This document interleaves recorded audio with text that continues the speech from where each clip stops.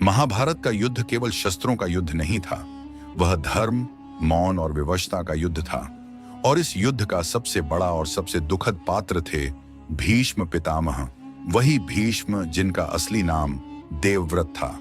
एक ऐसा राजकुमार जिसने बचपन में ही त्याग को अपना भाग्य बना लिया, जिसने अपने पिता शांतनु की खुशी के लिए ऐसा प्रण लिया कि इतिहास आज भी कांप उठता है।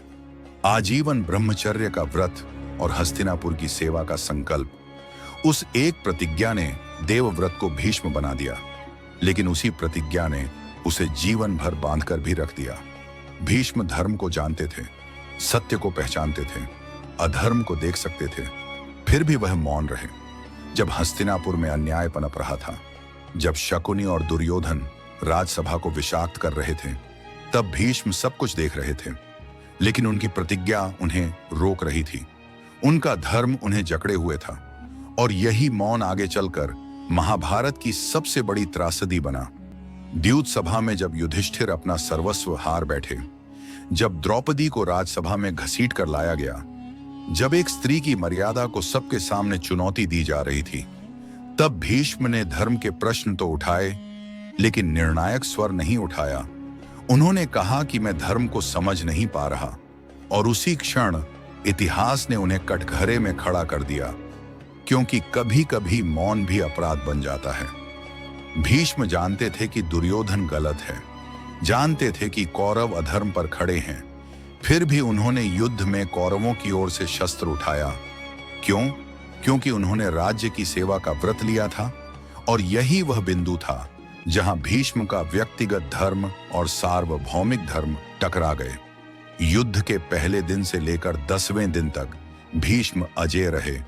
उन्होंने पांडवों की सेनाओं को तोड़ दिया, अर्जुन जैसे महारथी को भी रोक दिया, स्वयं श्री कृष्ण को युद्ध भूमि में रथ से उतरकर शस्त्र उठाने को विवश कर दिया। लेकिन भीष्म का उद्देश्य कभी पांडवों को मारना नहीं था। वह युद्ध जीत सकते थे, लेकिन वह जीतना नहीं चाहते थे, क्योंकि उनके हृदय में धर्म का द्वंद्व चल रहा था। वह जानते थे कि सत्य पांडवों के साथ है, और यही कारण था कि उन्होंने स्वयं अपने पतन का मार्ग बताया। शिखंडी के सामने शस्त्र न उठाने का निर्णय लिया, अर्जुन के बाणों को सहर्ष स्वीकार किया, और शरशैया पर लेटते हुए भीष्म ने यह सिद्ध कर दिया कि वह केवल एक योद्धा नहीं, बल्कि एक चेतावनी थे। उनकी मृत्यु तुरंत नहीं हुई, क्योंकि उन्हें इच्छा मृत्यु का वरदान था। वह उत्तरायण की प्रतीक्षा करते रहे, और उस समय में उन्होंने युधिष्ठिर को राजधर्म, आपद धर्म और मोक्ष का ज्ञान दिया। भीष्म का जीवन हमें यह सिखाता है कि केवल प्रतिज्ञा महान नहीं बनाती, विवेक भी उतना ही आवश्यक होता है। अगर धर्म मानवता से अलग हो जाए तो वह अधर्म बन जाता है। भीष्म पितामह महान थे, पूजनीय थे, लेकिन उनका मौन हमें यह प्रश्न देता है कि क्या सही जानते हुए भी चुप रहना उचित है।